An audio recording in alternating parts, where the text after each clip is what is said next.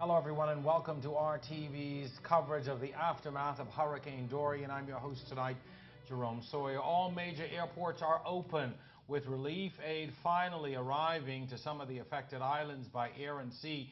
Meanwhile, the clock ticks as the government tries to avoid a humanitarian and medical crisis in Abaco.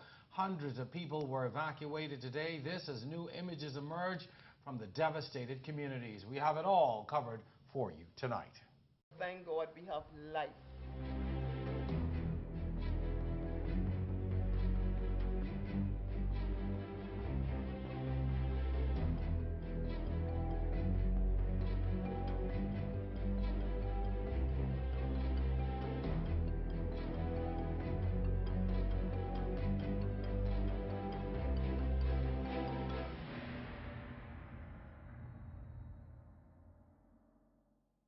For the next 5 days, evacuees will be moved out of the affected islands on board free Bahamas Air flights and mail boats. This as boatloads of relief land in Grand Bahama and Abaco, and the gruesome task of collecting the bodies gets underway.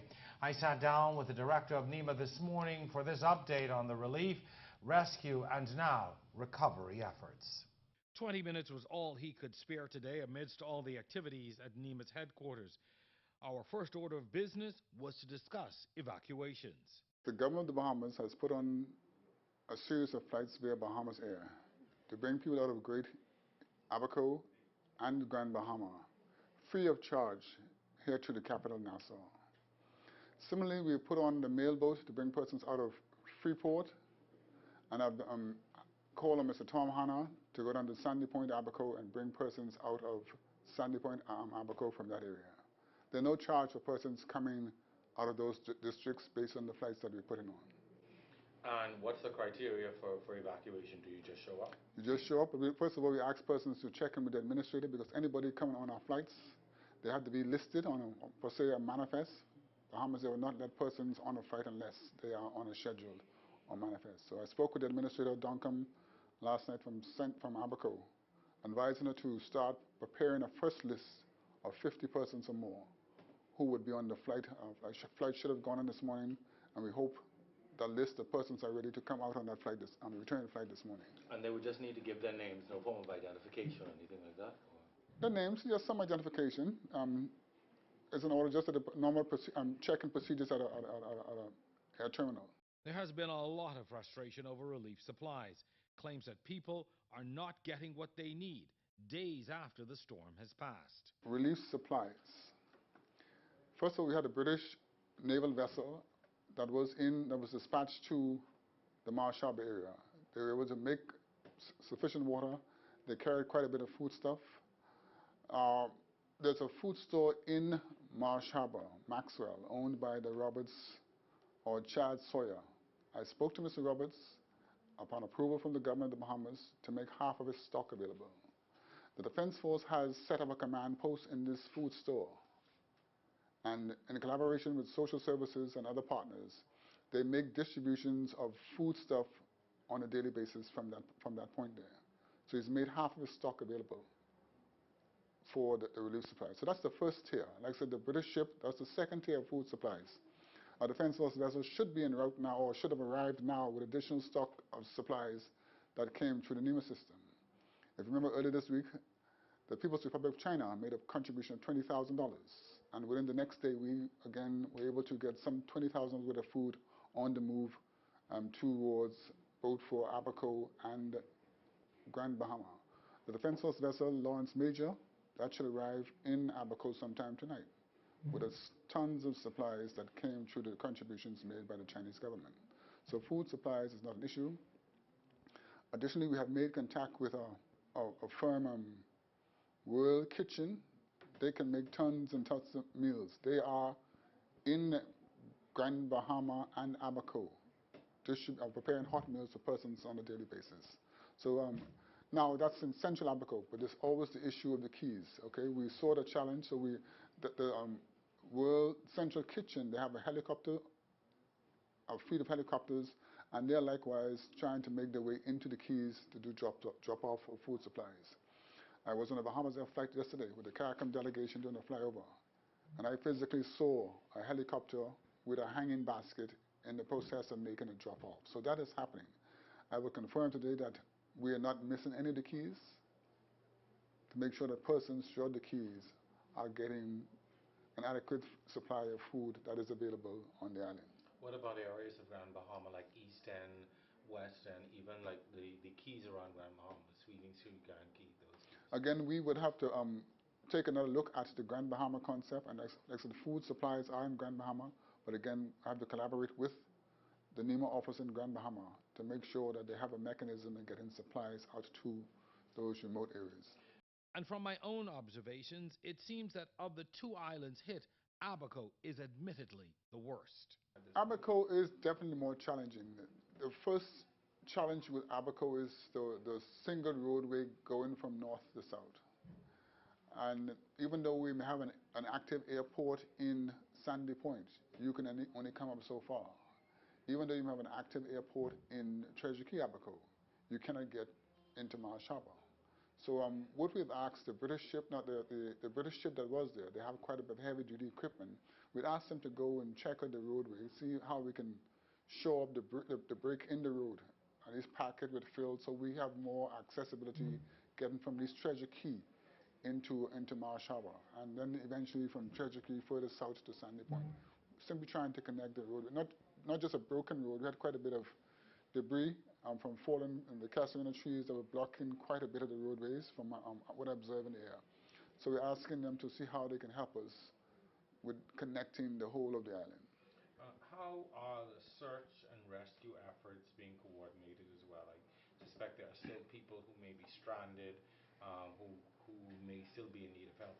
How are search and rescue efforts being coordinated? Again, search and rescue, initially it was done by aerial reconnaissance. We had a fleet of Coast Guard helicopters doing the flyovers, and if they see people waving and sending a signal, they would arrange to evacuate those persons from those areas. Up to yesterday, I had a figure was 110 persons that were rescued through the Coast Guard program and that were brought here to the capital for medical treatment. And those ones who were able to be released, they were either went with family members or they at the Kendall Geologic Gymnasium. Again, the Royal Bahamas Police Force, Defense Force, and a team of investigators, they're on the ground. As they do their search, if bodies are discovered, again, with decency and order, an investigation has to be conducted. The coroner has to be made aware of what is going on. So once a body is discovered anywhere in the district, the police investigators have to examine the circumstances. Again, as people move, doing their regular search duties in the areas. If they find somebody alive, they treat them as best they can. If somebody is discovered deceased, again, they do what they have to do. Which brings me to the next question. How are you handling the removal of the dead? Because there are, even in Marsh Harbor, people talk about the stench from the bodies.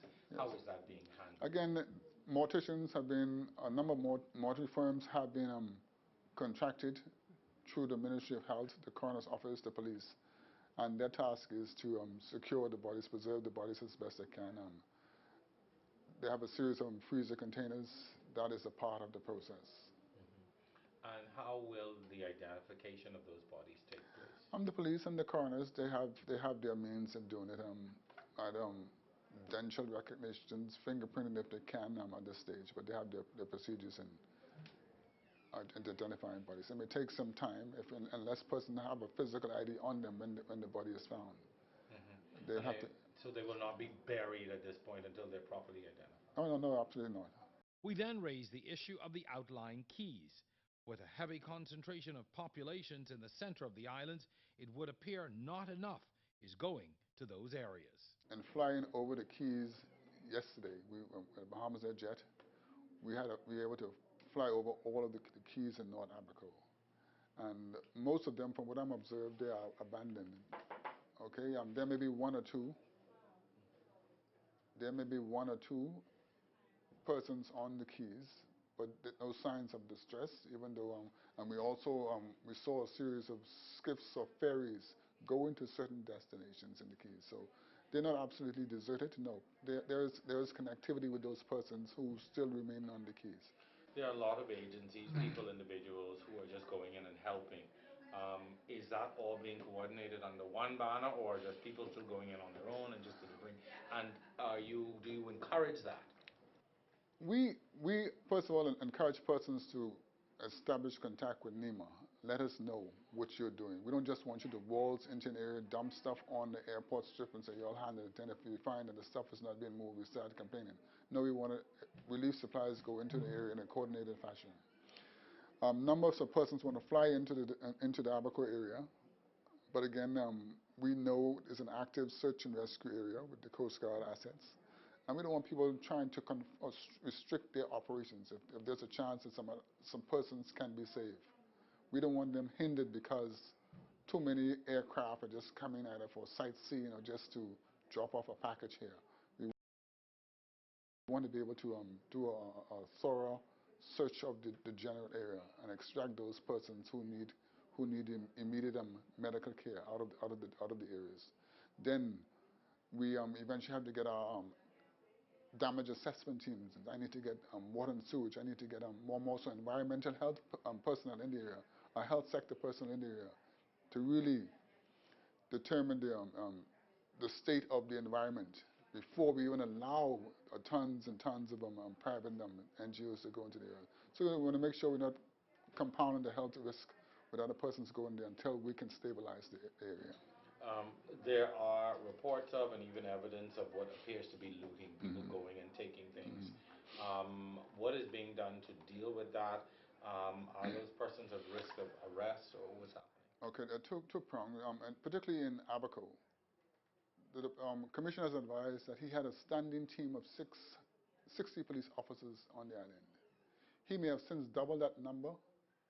The Royal Bahamas Defense Force may be up to 40 or more persons now on the island.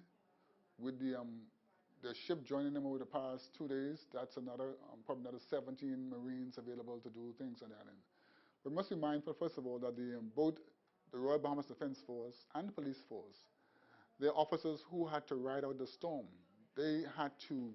We need to give them some relief to, not bring them out of the area, but give them some relief to look after their personal affairs. So that's an issue we have to be mindful of as well. Again, in answering the question of looting, they're trying their best, but the government has agreed in principle with the CARICOM team to to request persons from CARICOM forces, whether it's Trinidad and Tobago or from Jamaica Defense Force, to come into the country. Well, the public's anxiety continues over death toll numbers. Minister of Health, Dr. Dorian, at a news conference today, announced that there is now a new arrangement in place for the release of those numbers. We have agreed a process whereby the health team will compare the figures that it has with the Royal Bahamas Police Force so that we avoid giving any mixed information, and we have agreed to do that after 5 p.m. daily. So who will be disseminating that information to? The Prime Minister will be the one disseminating that information to the press. At that same news conference, Sands acknowledged that some of the dead have been taken to the Rand Memorial Hospital in Grand Bahama and those bodies placed in coolers. He insisted the government has no interest in suppressing the numbers. What we want to do is to make sure that the information that is given is accurate. We expect the death toll to rise, as I've said, significantly. And I am sure that your reporters have seen uncollected bodies on the ground. Well, a group of volunteers who are ex-UK military are on the ground helping to organize relief. Team Rubicon UK specializes in disaster relief around the world. They respond in days, looking to match their training and capabilities with the needs of the affected countries. Operations Response Manager Paul Taylor says what we are experiencing is normal in a disaster. There is chaos and never enough relief for those who need it. The Bahamas, in a post-Dorian disaster, is no different. Aftermath of these events is always the same, and it is always chaotic. And what you really need is humanitarian collaboration. So people not working in silos. So the national government, the local NGOs and charities, and the internationals all working together with a common aim of helping the affected people. And it's got to be needs-based. So for an example, what you can't have is what we call flag planting. Look at me, I'm here, our charity is at the disaster. It's got to be, we've got a tangible capability which matches what the need is on the ground, and that's what we're going to deliver. And there needs to be a coordination mechanism with everybody offering assistance at governmental level of saying we need that, but we don't particularly need that. So it might be that there's a broad range of capabilities that they've already got here, with NEMA for example, and it might be that the internationals then bring in some specialities. From my experience, I think that this is working particularly well.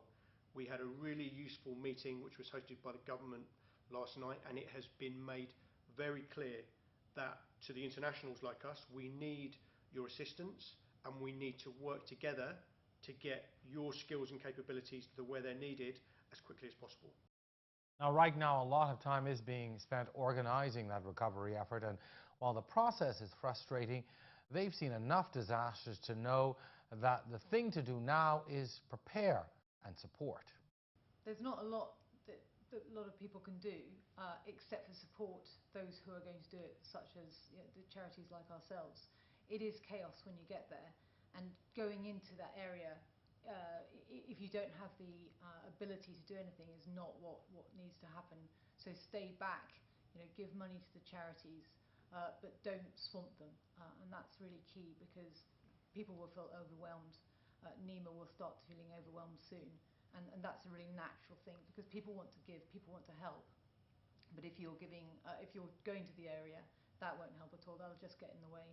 Being well prepared and not rushing in, although it seems counterintuitive, because we're compelled, as human beings, we're compelled to help. In the end, I think that deliberate, well thought out approach will bear dividends, and in the long run, that will be the best approach to deal with this disaster. I say the royal we, because I think we're all in it together, and we definitely want to help the people here. I think it's moving in the right directions, and I'd go on Lizzie's point. What you can't afford to have people is they're well intentioned, and we call it they self-deploy. So someone might say, hey, I've got a boat, I've got a couple of friends, I'm just going to go out and help. Having a boat is fine, but it's channeling that through the right authority. So that boat and what can go to the right place, and the place that it goes to is where they need water, or they need whatever humanitarian aid is being delivered to that point. Well, as NEMA reported, morticians are on the ground helping to collect and preserve the bodies that will need to be identified eventually. Denali Penmaki, who owns Evergreen Mortuary, is a native of Abaco. As she and others are working to collect bodies, she is nervous, though, about finding some of her own family. To be quite honest, I heard that it was, but actually seeing it for myself, it is pretty bad. But we are here, and I am here with more than just being deployed by the government, but I am here because this is home. Well, thousands of hot meals are being provided by World Central Kitchen chef Jose Andres and his team. Each day they are going into the affected islands and dropping off meals. We caught up with them in Treasure Key, Abaco. I came to help.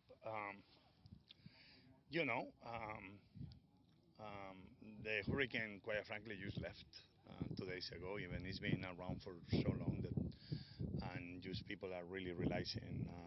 I think the devastation, right? First, everybody that survived is happy, but now I think is the moment that people get anxious when they don't feel is help. I have this one helicopter. We are trying to get a second one tonight. We have a boat coming. I wish we were already doing many more meals than the ones we were doing, but it takes so much time. But I think today we'll deliver close to 8,000 meals. That is not much, but at least it's hopefully will reach as many people in different parts here in Abaco. Already, hopefully we will be finally able to get to Grand Obama, but my Grand Bahama, but my role is trying to help, and at the end, everything takes so much time. No, I wish we were doing already food for everybody, but challenges are everywhere. You don't have where to land the helicopters. Where you land, you don't have cars to transport. Where you have cars to transport, you cannot use the road because the roads are totally covered in water and debris. So that's the typical situation. Let's hope that everybody is making the right decisions. I think the government of Bahamas is being letting things happen fairly quickly and letting the U.S. Coast Guard arrive and in the NGOs, but this requires a major effort to make sure that we take care of these people sooner rather than later. Well, tonight we continue to share the stories of the survivors of Hurricane Dorian. The Treasure Key community in Abaco was cut off for almost 24 hours after the storm with absolutely no communication. Even now, the community is struggling. Jessica Robertson flew in for a few hours yesterday. She joins me live in studio to continue her series. Jessica, quite a day you had yesterday. We weren't able to feature just everything that you saw and experienced, but tonight you're back to give us another glimpse into the situation in Treasure Key. Thank you, Jerome. Yes, it was a very difficult day yesterday going in there. Certainly, like I said last night, it was an area that, from the aerials that we saw, preliminary aerials, it really didn't look so bad. And then I got on the ground, and as you can see from this, it really was really bad.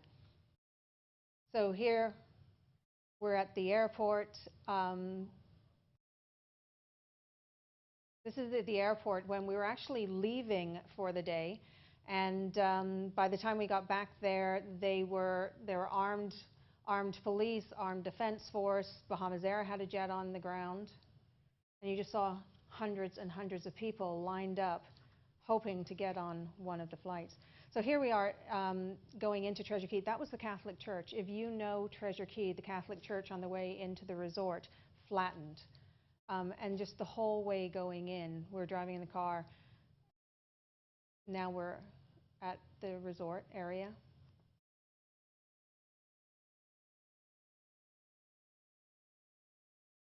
This is the main lobby on the left-hand side of the Treasure Key Resort. On the right-hand side, those were some of the shops where Cafe La Florence was. A number of other local businesses, tenants resided in there. They're all destroyed. And this, I mean, if you've been to Treasure Key, you know this is the harbor side units, and there's not one that's not just destroyed. So much debris all over.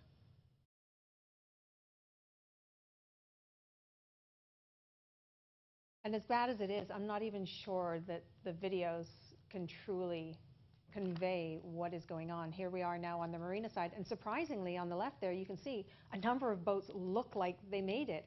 And I understand from talking to people today that some of the employees there actually, during the storm, did what they could to shore up those ropes and those boats. And so some owners have some really big thanks to give to them for the survival. This is the shop, the marina shop.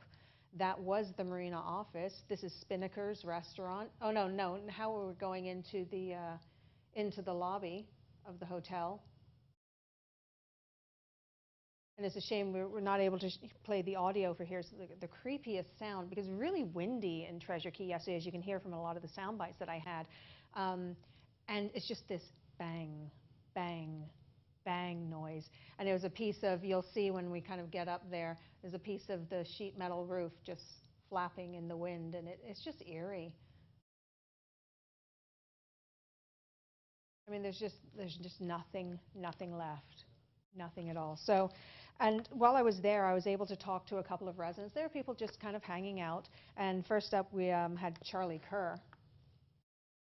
Well, you can't explain. You can't explain. It was scary. Scary. Yeah, it's really scary. Yeah, it's something that you only see on television. Like in the movies. Yeah. And when you woke up and it was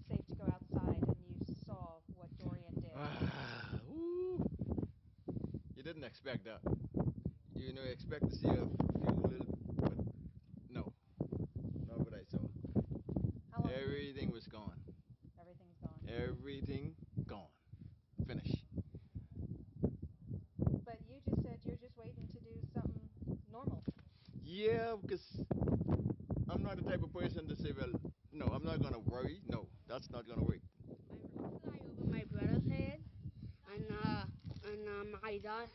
and my daddy head.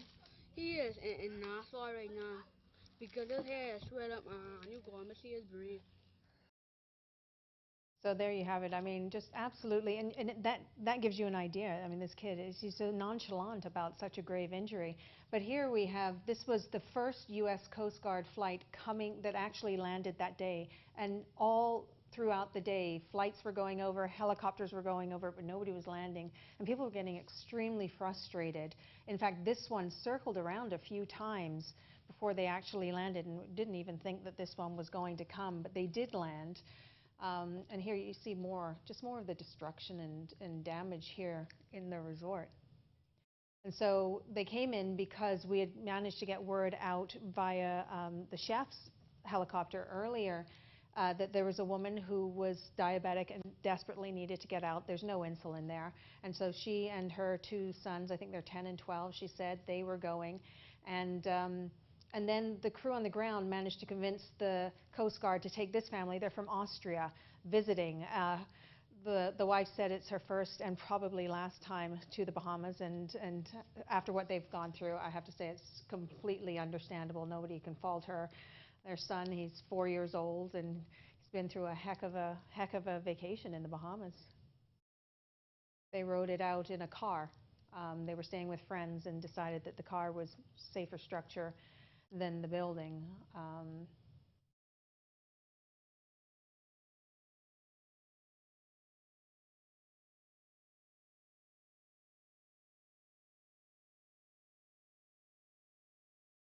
I mean, I have to say, throughout the week, I've been in different places, and I keep bumping into U.S. Coast Guards, and every single one of them, I just go up and say, thank you, thank you, thank you, thank you for saving our people. And one of them, this one who's actually waiting to get in, he just said, I just feel so bad that we can't do more.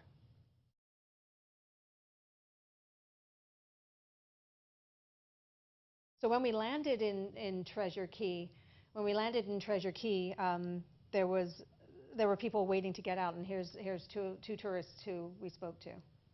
We held up in the condos while the whole place was being ripped apart, and we've been there for days now. How many days? 6 days? Today's Thursday. Yeah. So it started on Sunday morning. Yeah, so, and it's just been horrible. And now no one's going to let us go with our dog and cat. And the one guy that's shuffling people told us that he won't take any animals, only people. So I can't leave our animals behind. Who do we have here? We're not sure. Oh, yeah. We're not sure who's in charge or if anybody's in charge. And so I don't know if we're going to be long-time residents here or whatever. And they moved us up here. We had a lot of provisions over there, and they moved us up here. And then they said that they weren't sure, when the planes were going to land and how so fast that was all out. So it's just a lot of uncertainty. So that was their experience in the morning. By the time we got back in the afternoon, in the morning there was just one police officer trying to do it all. He was air traffic control, he was a ticket agent, he was deciding who got to go on what flights, and clearly he wasn't letting them get on. We came back hours later, and there was a lot more activity on the runway there in Treasure Cay. And by this time we now had armed police officers, armed Defense Force officers, and there were a lot more people there. But you can see it's still very orderly. People just waiting. They just wanted to get on a plane and get out. And they had set up kind of a podium there, and they were issuing handwritten tickets for the Bahamas Air flight for people to get out. And that was like the magic ticket of the day. And you can just see everyone's just kind of waiting. And I have to say, with the two gentlemen that we talked to earlier through social media and a Facebook group that from out of Abaco, I was able to find out that they did get out yesterday at some point, and they're now in Harbor Island trying, because that was the only plane that would take them out of Abaco, was the one going into Harbor Island. So they're there, they're staying at Tingham Village, and now they're desperately trying to get probably to Nassau because they need to get the papers for the animals, and so they can finally get back home. I mean, what an absolute ordeal people have been through. Everybody has a story. Everybody has a Dorian story.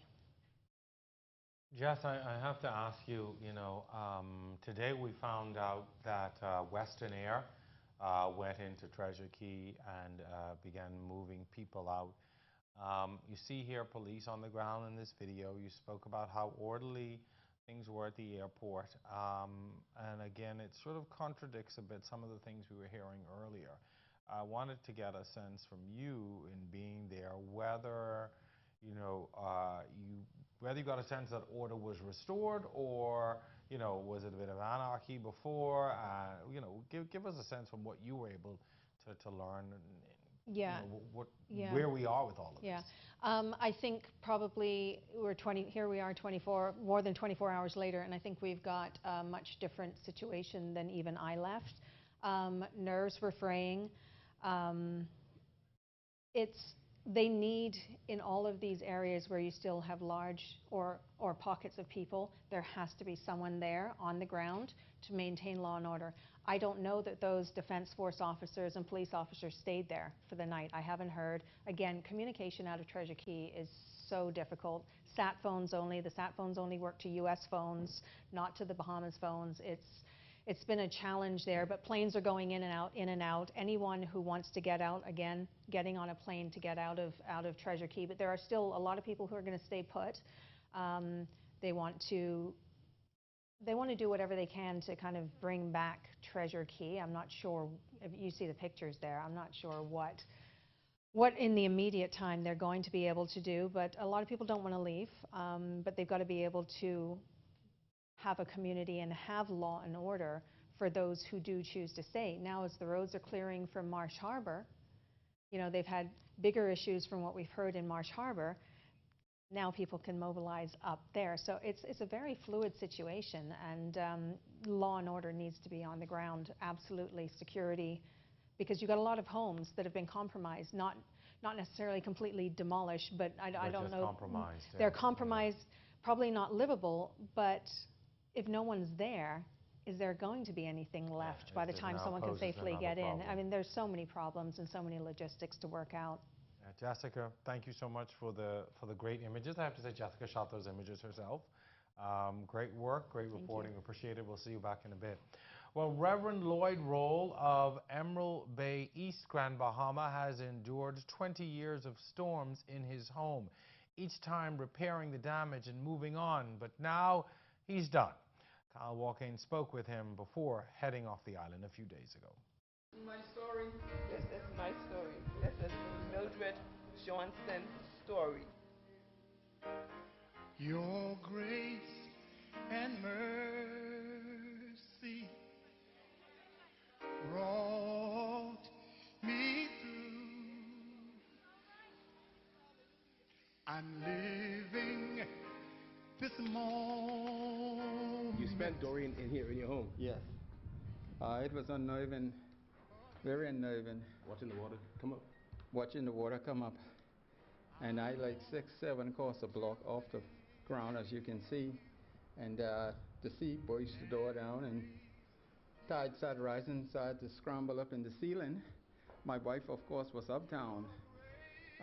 She was uptown, and I'm glad she wasn't here, because she wouldn't have made it. You spent this here by yourself? I was here by myself. So what went through your mind as you saw the water coming, and you said you spent it in the ceiling then? Yes, from early Sunday morning. When did you come out? I just came out yesterday morning. You went by yourself, or were you rescued? We were eventually rescued, but I was already down when the water was to my knees. The water already resided? Yes, it started to reside. Wow. Yeah, but the Lord is good, and I have life. I'm alive. I want all my family in Nassau to know I'm alive. God is good. Wow.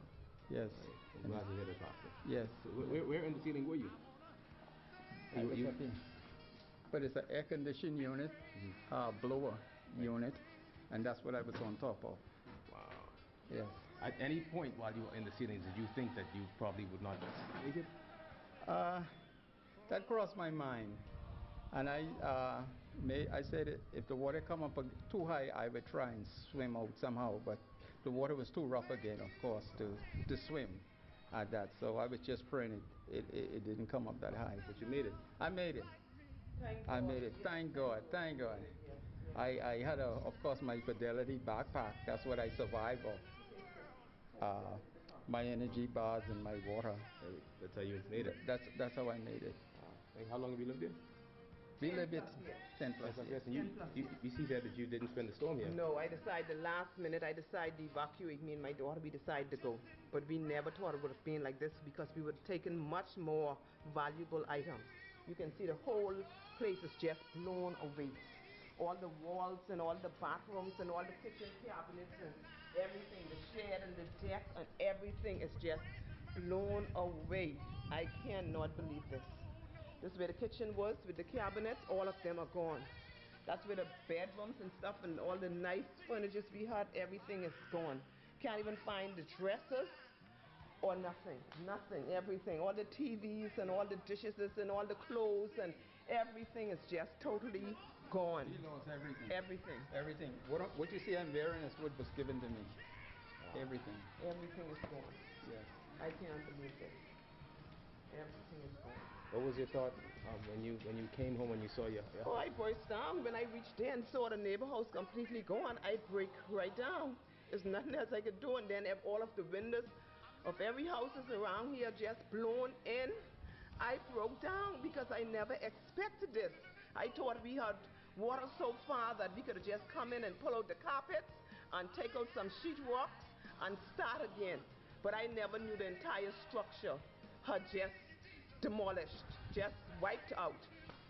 Wiped out. I cannot deal with it. Yeah. It's too much. But I still thank God because his life was saved. That's more. We can rebuild, but the desire is no longer, it's gone. Are you going to try and fix the home? Or I don't want I have a desire to fix this. This is where I live. No. This home. Where else could I go?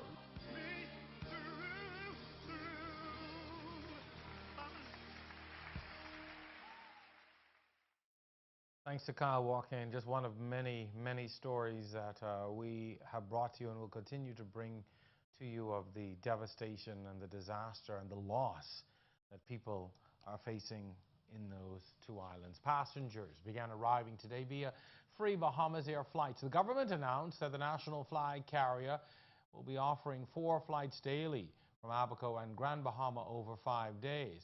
Well, Bahamas Air also clarifying the policy on free flights today. Evacuees were apparently being charged up to $75 for a seat on a flight. The airline released a statement saying there was a misinterpretation and all of the flights are now free. Well, more first-hand accounts from hurricane survivors. We had a chance to speak with some as they arrived at the Lynden Pinling Airport earlier this afternoon. Terrifying. Never thought we could get hit that hard. Terrifying. I lost my man in my arms. He drowned in the backyard trying to get out because the house within 20 minutes was up to our necks in water. Everything's gone. He's gone. And for 2 hours I struggled to get out of, I don't know, maybe 7-8 foot waters. Rough waters. Getting all banged up by flying debris and nails, and it was very scary. Very scary.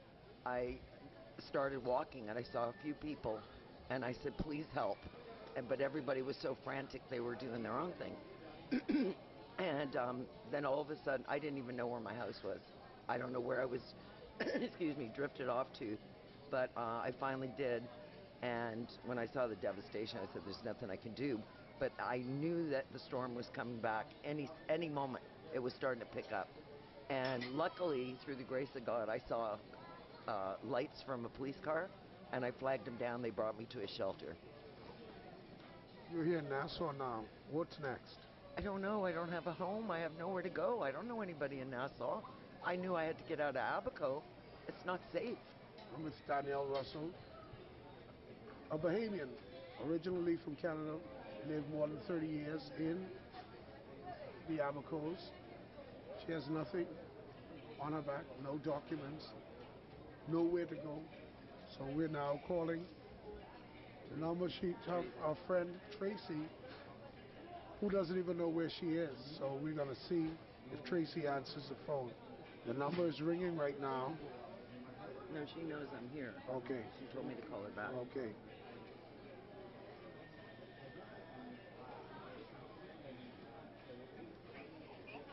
Tracy? Yes. How you doing? I'm doing well. How about yourself? I am good. My name is Vaughn Aubrey. Yeah. From formerly with ZNS, now it's Cable News, R News. I have Miss Russell right here. She needs us. Hold on a second, please. All right. Thank you, Vaughn. You're welcome. Hey, Tracy, let me use his phone, and they started recording me, so anyways, I'm calling you back. Yes, and I'm so glad to hear your voice. I am on the road right now heading to the airport, so I just need to know where to pick you up exactly.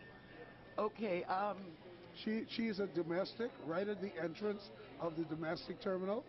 Inside is Wendy, so she's right here at the domestic terminal.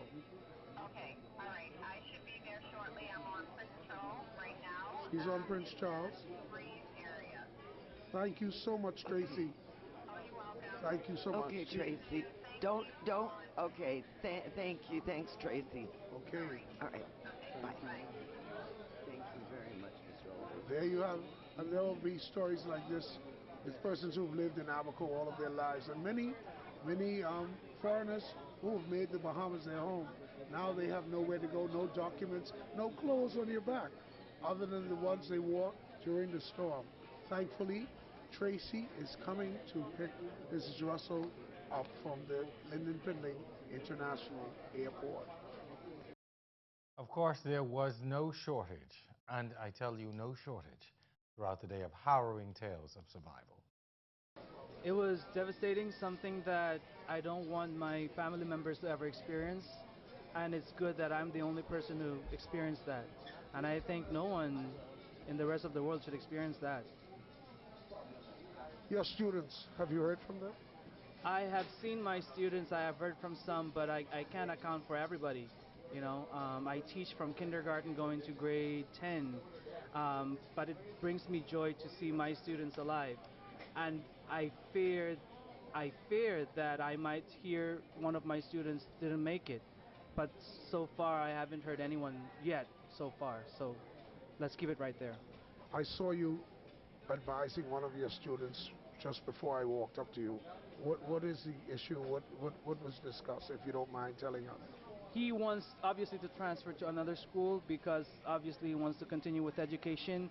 He was asking me about how he could get his report card, but I said there's no report card to get into because school is smashed up.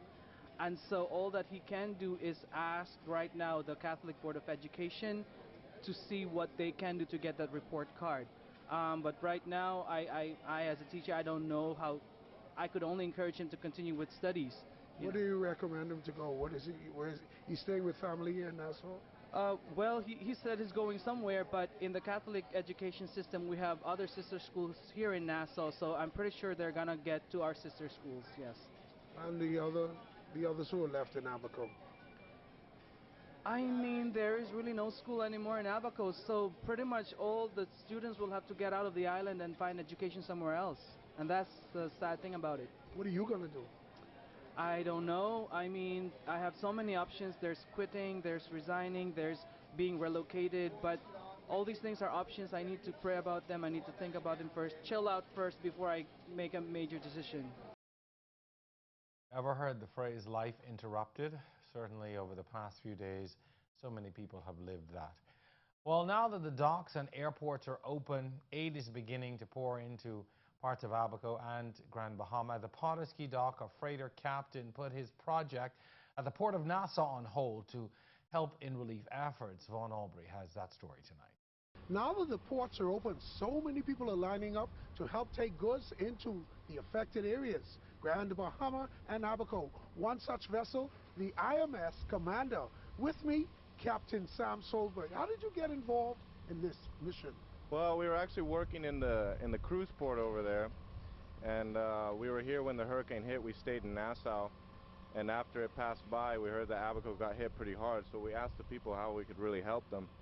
And a group came together, I forget the organization, and they loaded up a bunch of pallets and supplies, and we supplied the boat, the fuel, the crew donated it to them to take all the supplies to Abaco, Marsh Harbor. And we brought it all there, we unloaded it, and we had the defense force who was there to receive it, take control on distribution and so on. It was just complete chaos in Abaco, but hopefully Bahamians will get through this.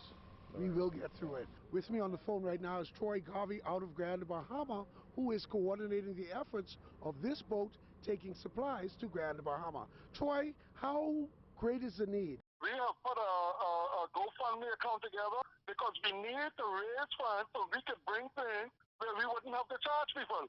This is the most major thing we have to do. If we can get a backing from some sort of entity that can say, don't worry about it, we'll pay for everything, and we'll just bring. We need water, we need ice, we need clothes, we need medical supplies, we need sheets, we need towels. There you heard Troy Garvey. He is in Grand Bahama saying the need is very great, and they are now coordinating with NEMA to ensure that supplies sent from Nassau and the other places get to the persons they need, all through NEMA.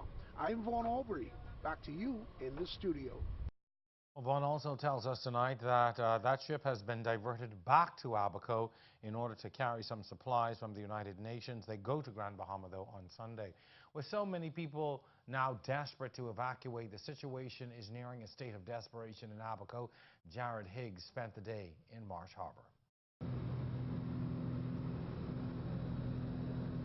Our journey to Marsh Harbor started with a flight into Sandy Point, South Abaco. A glance out the window shows an early morning downpour somewhere up north. That's where we were heading. A 60-mile drive from Sandy Point into Marsh Harbor was the first part of our mission. At the airport, a group, some from near Marsh Harbor, had already gathered looking to get off the island. Their stories were heartbreaking. It's totally finished in Marsh Harbor, totally gone. When I'm trying to fight to get out my house, the school back door closed with my kids in the house crying, windows blowing out, front door glass blows out. So, you know, it was a terrifying experience. We caught a ride with some customs officers who were luckily down in Sandy Point. When we asked them about getting back to Sandy Point for our return flight to Nassau that afternoon, one of the customs agents assured me with no uncertainty that I would not get a ride back to Sandy Point. He also told me to brace myself for what I would see in the heart of Marsh Harbor. Don't worry about the close flights if you get out on the flight. The further north you drive, the more clear the destruction becomes. Down power lines, snapped cedar trees, and heavy flooding all make the normally 1-hour drive a nearly 2-hour affair. Along the way, we pass cars stalled out in one of 3 large lakes you have to pass through. It's unclear if the owner of this BMW has written off their loss or is hoping their luxury vehicle will be there when they return.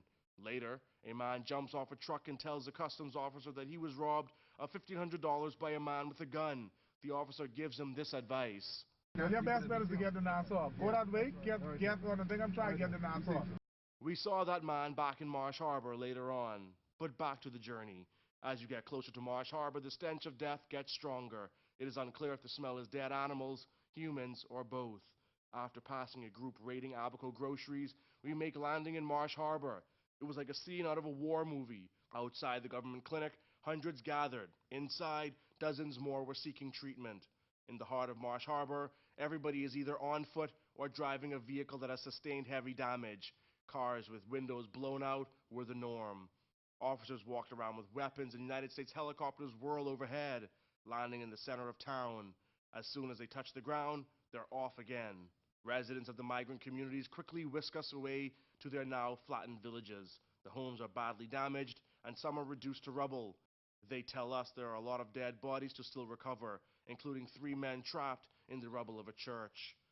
Many have stories of having experienced loss, including LaShawn McIntosh, whose 8-year-old son, Lashino McIntosh, drowned during the terrifying ordeal. My only son. So hurtful, he just come back from Nassau. He was away. I don't even know what to say. I never thought this would happen to me. Her partner, Bronson Williams, tells us he had to retrieve the boy's body himself. They give me a bag, I go on, me and my friend, we get him. I put him in the cooler myself. First time I ever been there, I put him there myself. After that heartbreaking encounter, we had to keep moving. The next stop, the government complex, which resembled a favela after being taken over by hundreds of displaced residents. It's really horrible. People dying and people sick. Yeah, and no food like that for us. And we get no good shelter. Horrible. Everybody using the bathrooms on the floor. You know, everybody washing their clothes with pure water. We don't have no water to wash your clothes. Everybody clothes sitting up and getting dirty. Right now we want to cook, we ain't got nothing. Exactly. Everybody, they sucking no gas, doing what we can do. We just like, what we can do at this point. 'Cause they need to find a solution to get us like off this island, because this island ain't, everything mashed up, dead bodies everywhere. We walking through the water decomposing. Them bodies in my skin and starting to catch rash. Can't get nowhere, can't get home. Everybody roof messed up. It's horrible. 22-year-old Gentile Bartlett is a mother of two. She says one of her kids is in Grand Bahama. My 1-year-old, she fine, and in Freeport, I don't even know how my other daughter doing. You can't, cell service, you can't reach nowhere, you can't call. But with BTC, only with alive, and I have BTC. While the circumstances were daunting for some, others, like this man, were happy to have a full stomach. It's more like, it wasn't I can't complain. I can't complain, because the Lord done released a warning to me that I know about it. I can't complain. I can't complain. I've been eating nice straight. Where have you been sleeping? I find places to sleep. Outside the facility, more desperation. Clothes hanging from trees, makeshift tents set up to block the sun.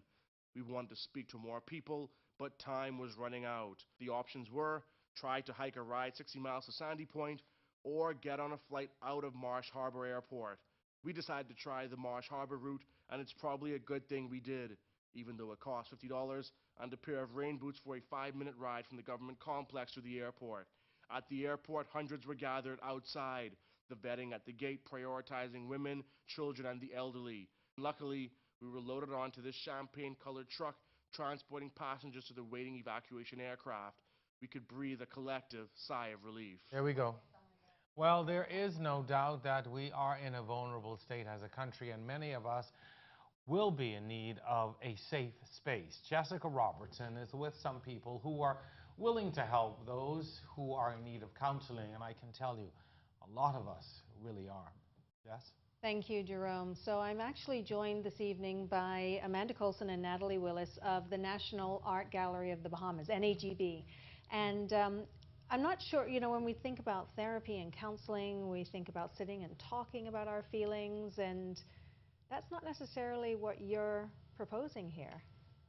Some of it is, but again, I think what we had to do as a team was come together. Natalie's family is still in Grand Bahama, and so for us to come back to work was really difficult for all of us. And we thought about, what does art mean at this time? And something that NAGB has always done for the last 15 years and will continue to do is be this safe space and a sanctuary for people. We've already dealt with so many social issues in the exhibitions we've had on. We try to create environments where art can help people speak. So from that idea, we sat down with the team and we said, what can we do? What can we do for our community and for the Bahamas right now with our expertise? So we're not therapists, but we know how much art can be that first step. So we decided to open up our facility to therapists. So Natalie can speak a little bit more to some of the people we've been working with. Yeah, so essentially I think what tends to happen when you have moments like this is you have a bunch of people who want to help, but actually mobilizing that help can be really quite difficult. So we, like Amanda said, aren't trained mental health professionals, but we have space. So that's what we're offering. So we got together with a group of therapists and counselors and social workers, and what we're trying to do is create a sanctuary, as Amanda said. So the sort of name for the initiative is We Got You, and Sanctuary After the Storm is kind of the sort of tagline there. And what we're trying to do is not just group sessions and things, because we're already doing a lot of this informally. People need to talk to be able to be okay. So we're doing a lot of that anyway, but we're just trying to give a space for people to be able to come together and talk in different groups depending on what their experience is. Even your journalists, people who've seen a lot and had to deal with a lot. Nobody's dealt with anything like this. Y'all need to talk to, So journalists, first responders, people who are in the shelters, people who are coming in, people who are dealing, in Nassau with having loss But it's not just, you know, the sort of come together and like talk with people who will help you talk through it. It's also things like trying to provide some kind of recreation for people too. So we're going to be having like this drumming night and stuff, and there's going to be like open mic nights and music and things, but it's also for like, again, for people to kind of find all these different ways to talk through what's been happening. So we're really, really lucky to have such dedicated people, I think, working with us. When are these events, these nights going to start happening, or have they already? So we're going to start rolling out, I think, a lot of the programming next week. So I think our first step is to meet with all of the psychologists and therapists who've met up with us and reached out to us, so we can kind of put a bit of a game plan together. Because also the thing is like, you know, mental health in the Bahamas has a lot of stigma. People think, you know, instantly of Sandalins, and that's important, but that's not the only way that mental health looks, right? It's also like art therapy. It's also, you know, like I said, coming together, group sessions and things like that. So we're going to start with sort of working on that game plan. We had like initial meetings. Next Friday will be our first event, so Friday the 13th, which is unlucky for some. But, I know, lucky for us though. But will be lucky for us. And so that will be the first big event that we're having. So what's happening on Friday? That will be the drumming night in Fiona's Theatre, because you know the amphitheatre that we opened last year in April was a way, again, to bring the community together. It is on the site of the former African hospital. That's why it's called Hospital Lane. And so we've been speaking already for a couple of years about the NAGB as a site of healing, and a site of healing of historical trauma, but also as a site of healing for present-day trauma. And you know, it's not just the people who went through the tragedy, it's all of us. We are inundated every day with these images on our phones. We're talking about it at work. Like I said, we are traumatized at work, and how do we go back to our normal life? So we're really trying to find ways for everybody to cope. And so, you know, the mental health and projects like, you know, this Hope is a Weapon was a project we started with Angelica Wallace-Whitfield already, you know, in December last year. So now it's Bahamas Strong, and so we're working with artists in the community. We're reaching out to people, like how can we, as creative professionals, find ways to help others express themselves, help others heal. How can people get hold of one of these shirts? Well, she's doing a bunch of pop-up shops at the NAGB, and y'all need to get there quick because they sell out very quickly. They sell out. The pop-up shop this morning actually closed about 15 minutes after because she sold out in 10 minutes. Wow. So she's back there tomorrow, but then we're going to extend it because, again, we're really thinking about even this campaign of We Got You. We want to continue that, you know, because, again, very often the issue is that everyone reacts immediately because it's a crisis and you need the food and the shelter, but what do we do in continuity? And we're doing that also. So, exactly. So this We Got You will continue. So all the work we've done already and all the work we will continue to do, we want to wrap this new you know, focus into our work. You know, we do a traveling exhibition to Family Islands. We've been reaching out to the Family Islands. How do we take our exhibition, which is about migration, and speak to the children in Long Island about their anxiety? Because Long Island could very well be next, right? I mean, they already had Joaquin. They already had Joaquin.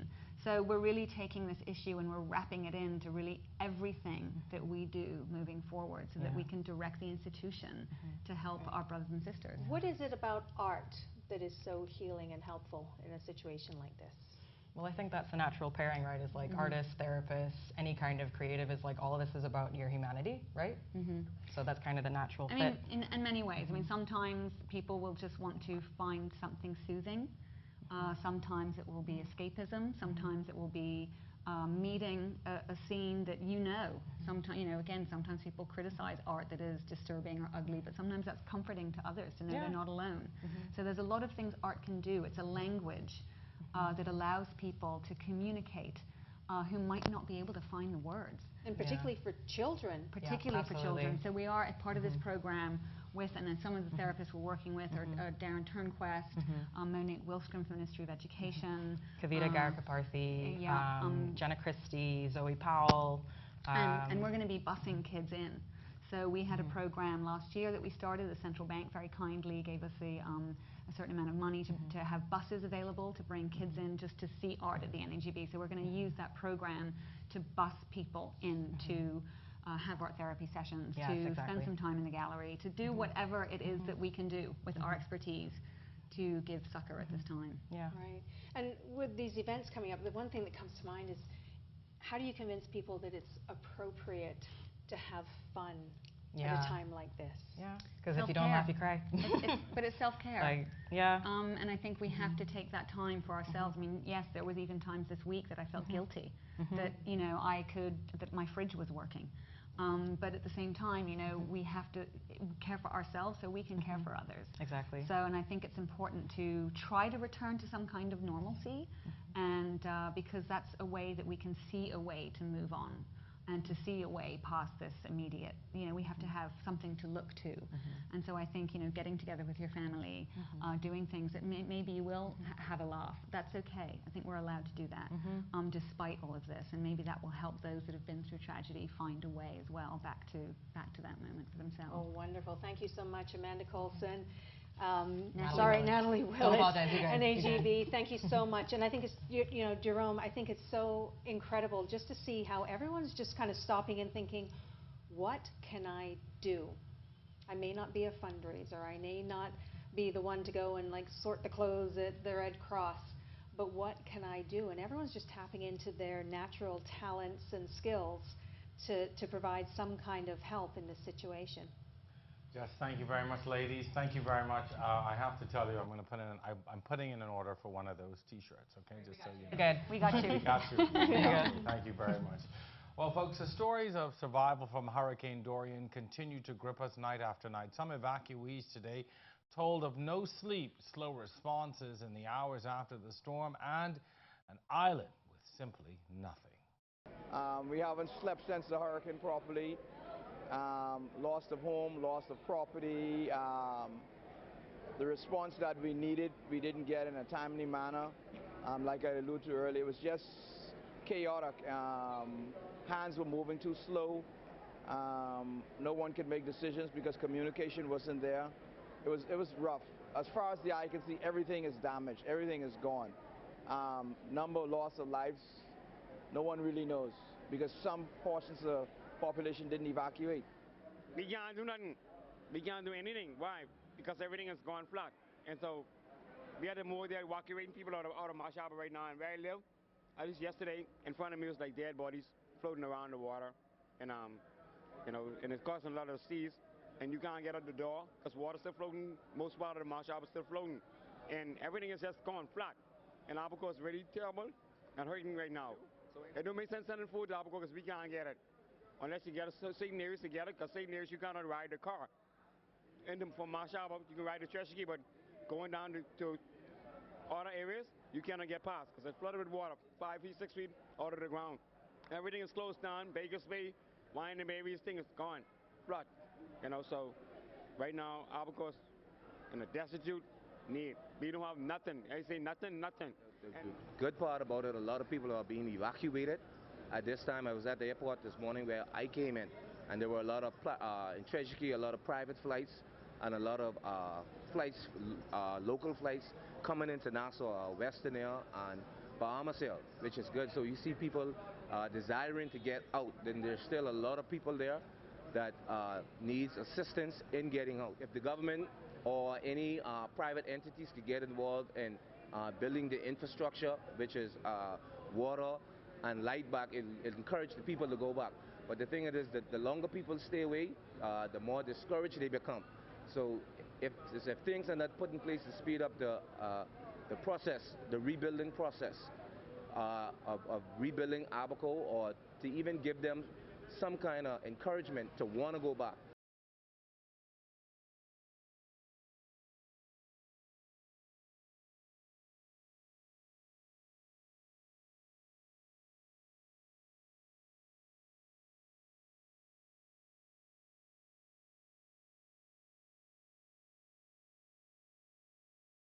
If there is any doubt that the Bahamas is indeed open for business, we see thousands of tourists there. Indeed, Bahamas experienced a bus full of tourists waving to us, and guess what? Hurricane Dorian has not impacted their plans, and they are happy to be in the Bahamas.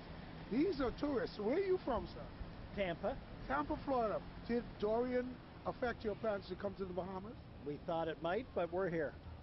How was it in terms of getting it through your brain that the Bahamas is more than just one island? Well, we knew that. So we watched the news, and we saw that it was moving, and we saw that the Bahamas were good, and the captain was happy to bring us here.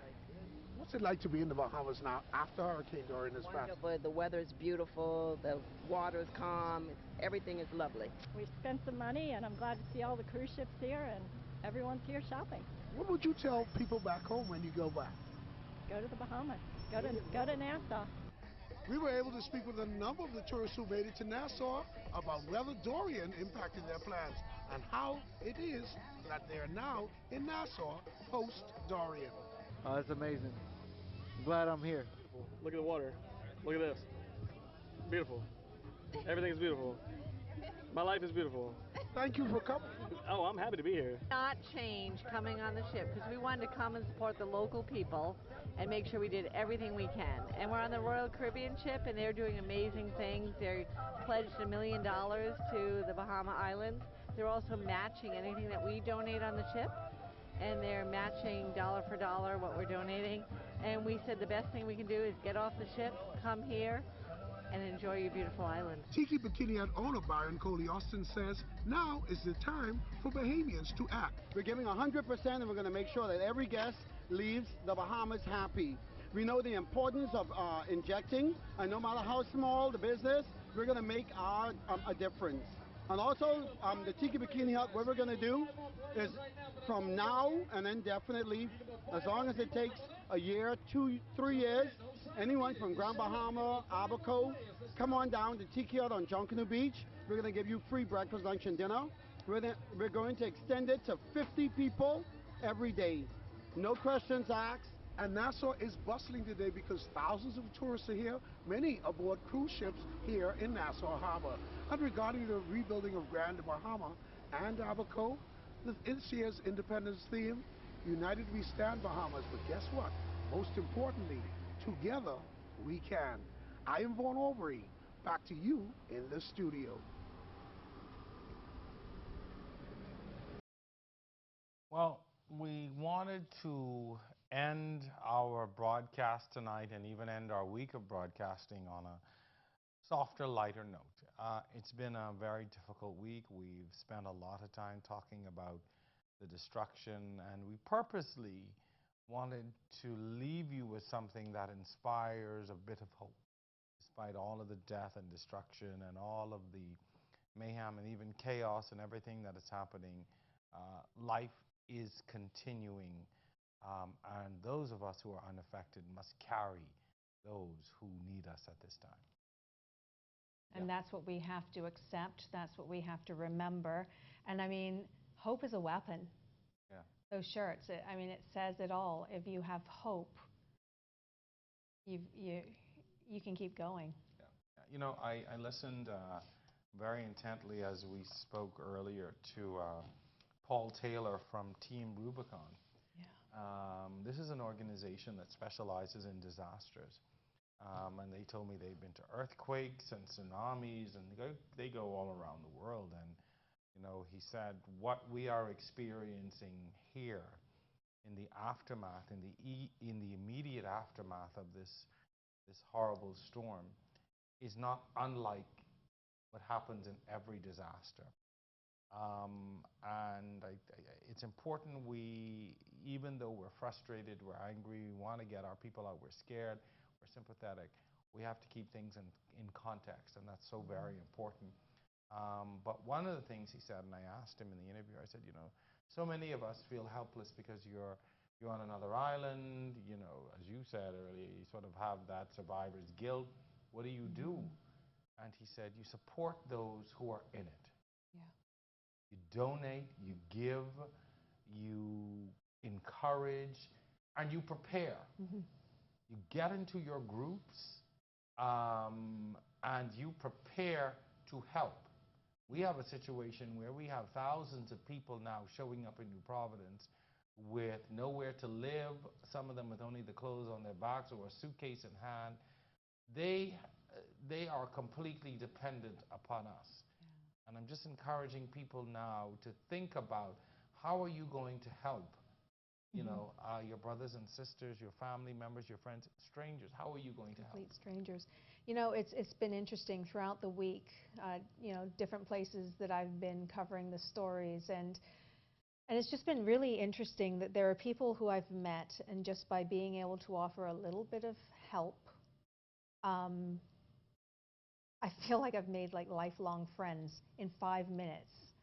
We've been able to connect, and there's a bond that I honestly feel will be there because I was able to help them at their absolute time of need. And anything I did was minimal from my point of view. But in that moment, it meant everything to them. And so if we can all kind of remember that any little thing can make a difference in somebody's day, particularly right now. You don't have to be a superhero. You don't have to say, well, I don't have a lot of money. $1 can help. And, you know, it's so important, too, that we continue to work to organize and support. And I just want to encourage people that, you know, there are a lot of things out there that are going wrong. And it's natural in a situation like this that things go wrong. But I always use this platform to encourage us to support each other and show a unified front. This is the only Bahamas we have. We are all one people. Doesn't matter which political party you support. It does not matter how you got to the Bahamas. Doesn't matter the color of your skin. Doesn't matter your economic background. This is our country, and we need to support everyone. We need to support the folks who are in Abaco who are working, folks who are in Grand Bahama who are working, who have left their families, who are doing what they can. We need to support each other. Find out what you can do. Mobilize yourself. Offer your time and talent. Volunteer. Sign up. Do something. There is a huge need. Sitting back, criticizing, and saying what's happening certainly is not helping the process. Time you take to complain, use that time wisely. Figure out what you can do in your own individual space to help the situation. Your people need you. They require your help. They don't need your agitation. They don't need your criticism. They need your help. I don't know what to add, but it is true. My soapbox moment. So folks, thank you so much for joining us tonight and this week. As we close out tonight, we're going to leave you with the image of the week. But before we do that, we do want to let our viewers know that we're going to take a break for 2 days. We're going to allow our crew to get some rest. We'll be back on the air with our broadcast on Monday evening. Some of us are going to be traveling this weekend, trying to get into some of the affected areas and to see what stories we can bring back that will inspire you to continue to give and do what you are doing.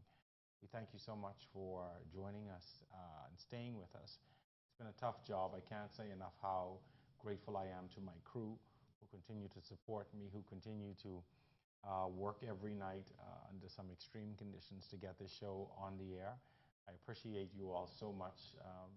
I come in with the impossible dream every day, and they make it possible. My director said, and they make it happen. I thank you so much for continuing to do this. This is certainly a labor of love for us, but certainly a necessary one. So thank you so very much for joining us this week. And tonight we'll be back on the air Monday night as we attempt to keep you updated with what's happening and certainly continue to bring you this story. As we leave you tonight, this photo was captured by Jessica in Abaco, in Treasure Key.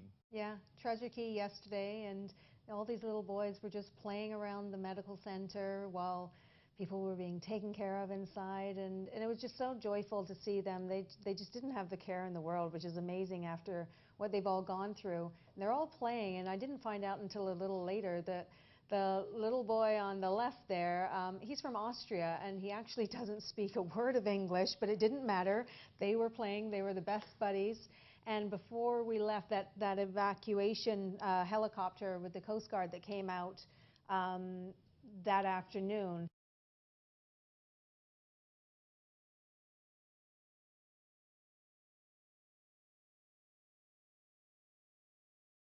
Their flight to.